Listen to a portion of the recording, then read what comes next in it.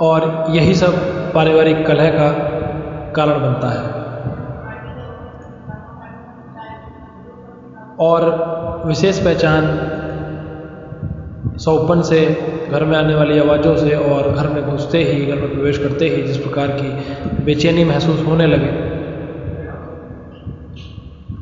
आपके रिश्तेदार, आपके मित्र, सभी से आप दूर होने लगे और आर्थिक तंगी का अत्यधिक सामना करना पड़े, तो इन सब चीज़ों को समझना चाहिए कि घर में कहीं ना कहीं कोई ना कोई नकारात्मकता है या फिर कोई अन्य दोष है जिसके कारण यह सब उत्पन्न हुआ है। अब यहाँ पर सवाल यह उठता है कि नकारात्मक ऊर्जा अगर घर में है तो उसको थोड़ी देर के लिए शांत आप भी कर सकते हैं और उससे पता किया जा सकता है कि आज जो मैंने अनुष्ठान किया या जो मैंने आज मंत्र प्रयोग किया उससे कितनी घर में शांति हुई है और क्या पारिवारिक माहौल उत्पन्न हुआ है और कितने दिन के अंतराल के बाद यह पारिवारिक माहौल फिर से खराब होना शुरू हुआ। तो एक छोटा सा प्रयोग मैं आप सभी को बता रहा हूँ जो करके देखना चाहिए और उससे पता चलता है कि पारिवारिक माहौल में क्या बदलाव आए हैं। लेकिन यह प्रयोग जो है वह पूर्णतः समस्या का समाधान नहीं कर सकता, बस कुछ समय के लिए आपको शांति प्रदान कर सकता है, जिससे यह पता लगाया जा सकता है कि घर में नकारात्मकता है या यह एक साइकोलॉजिकल इफेक्ट है। एक कपूर और 4 लौंग लेकर के प्रज्वलित करें, उनको जला दें घर के अंदर ही और निम्न मंत्र का 11 बार उच्चारण करते हुए उस अग्नि को जलते हुए पूरे घर में घुमाते रहें और मंत्र जप करते रहें। ओम ह्रीं शं कालकालाय नमः, ओम ह्रीं शं कालकालाय नमः, ओम ह्रीं शं कालकालाय नमः, ओम ह्रीं शं कालकालाय नमः। यह प्रयोग दिन में 3 या 4 बार कर दें। यह प्रयोग राजस्व की स्थिति में नहीं करना चाहिए और स्त्री या पुरुष या बच्चे कोई भी इस प्रयोग को कर करके घर में सुबह, दोपहर, शाम को प्रयोग करें और रात्रि में घर का माहौल देखें कि घर में किस प्रकार से कुछ बदलाव आए हैं या नहीं आए। बदलाव अगर घर में नकारात्मकता है तो घर में बदलाव आएगा जरूर, लेकिन कितने समय के लिए आएगा यह कहना असंभव है, क्योंकि वह उस नकारात्मकता की शक्ति पर निर्भर है कि वह कितने दिनों तक या कितने समय तक इस प्रयोग को समझ सकती है या इस प्रयोग से डर सकती है या इस प्रयोग से दूर रह सकती है। निम्न प्रयोग को करने के बाद अगर 3 या 4 घंटे के लिए परिवार में फिर से प्रेम उत्पन्न हो और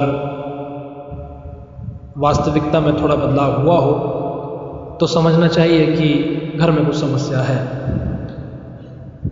अब घर में समस्या किस प्रकार से हो सकती है? अगर आपका यह पुराना घर है जहाँ पर आप रहते हैं, बहुत पुराना है, उस समय में ये समस्याएं नहीं थी, ये अचानक से ही समस्याएं शुरू हुई हैं, तो इसमें 2 बातें हो सकती हैं। या तो परिवार में किसी सदस्य में आपकी पारिवारिक या फिर अन्य कोई पर्सनल समस्या भी हो सकती है जिसकी वजह से ऐसा हुआ हो, तो उसको सुलझाने का प्रयास करना चाहिए। घर के बड़े बुजुर्ग उनसे सलाह लेकर के समस्या का सुझाव करना चाहिए। और अगर पारिवारिक समस्या पर्सनल नहीं है, ऐसी कोई बड़ी समस्या नहीं है और वह समस्या जबरन ही समस्या उत्पन्न हो रही है जो समस्या थी ही नहीं, बिना वजह ही लड़ाई झगड़े या फिर आक्रामकता या क्रोध उत्पन्न हुआ है, तो नकारात्मक का प्रयोग समझना चाहिए। ये बाहर से आने वाली कोई नकारात्मक ऊर्जा आपके घर में प्रवेश करती है तो वह इस प्रकार का उत्दंड मचा सकती है। या फिर आपने कोई नया घर लिया हो या फिर नया घर शिफ्ट किया हो, वह काफ़ी दिन से खाली पड़ा हो, उसमें बिना हवन पूजन किए घर में प्रवेश करना या फिर अन्य किसी विधि से घर में प्रवेश करना, या फिर उस पुराने मकान में पहले रहने वाले व्यक्ति के साथ कोई ऐसी घटना जो कि असामान्य थी, तो यह समस्याएं घरों में उत्पन्न होती है। इन समस्याओं के समाधान के लिए आपको खुद से प्रयत्न करना होगा। इसमें किसी बाबा, तांत्रिक या अन्य किसी का कोई सहयोग लेना नुकसानदायक हो सकता है। आपको खुद से ही अपने इष्ट का अनुष्ठान कर, उनको प्रसन्न कर, उनसे इस चीज़ की प्रार्थना करनी चाहिए कि मेरे घर में जो नकारात्मकता है उसको दूर करके मुझे शक्ति प्रदान कीजिए और मेरे जीवन को सफल बना दीजिए, ताकि मैं अपना जीवन निर्वाह बड़ी शांति के साथ कर सकूं। लेकिन किसी प्रकार ऐसे नकारात्मक प्रयोगों में या फिर नकारात्मक शक्ति के घर में प्रवेश होने के बाद पूजा पाठ में मन ना लगना, यह सबसे पहला एग्जाम्पल है, या सबसे पहला सिम्टम्स उसको कह सकते हैं कि सबसे पहले आदमी का मन पूजा पाठ से ही हटता है। बिना वजह की थकान और बिना वजह की व्यस्तता और बिना वजह का क्रोध, एक दूसरे को देखना भी पसंद ना करना, यह सब इसके प्रथम श्रेणी के प्रयोग हैं।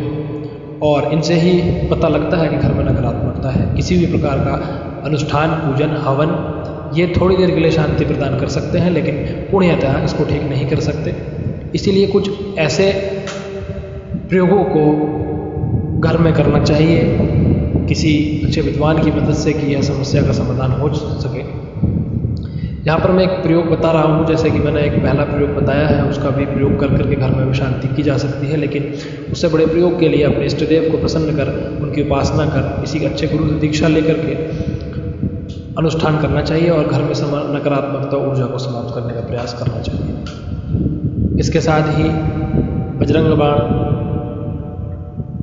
अन्य कोई दुर्गा सप्तशती तांत्रिक प्रयोग, ये खुद से संपन्न कर घर को सात्विक बनाना चाहिए। नमक का पोछा लगा करके घर को साफ करना चाहिए।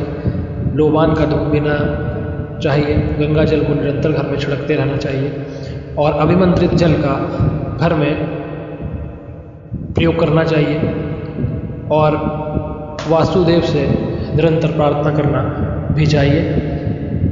जब घर में भोजन बन जाए तो भोजन को खाने से पहले थोड़ा सा भोजन वासुदेव के लिए निकाल करके रखें और प्रार्थना करें कि हे वासुदेव, यह भोजन मैंने आपके लिए यथासंभव अपनी सामर्थ्य अनुसार बनाया है और आपके लिए निकाला है, और मैं आपसे प्रार्थना करता हूँ या करती हूँ कि मेरे घर में आने वाली समस्या या जो मेरे घर में नकारात्मकता है उसको दूर करके मुझे एक सात्विक जीवन की प्राप्ति करा दें। यह भी एक प्रभावी प्रयोग है जो घर में नकारात्मक ऊर्जाओं को नहीं रुकने देगा। जय शनि।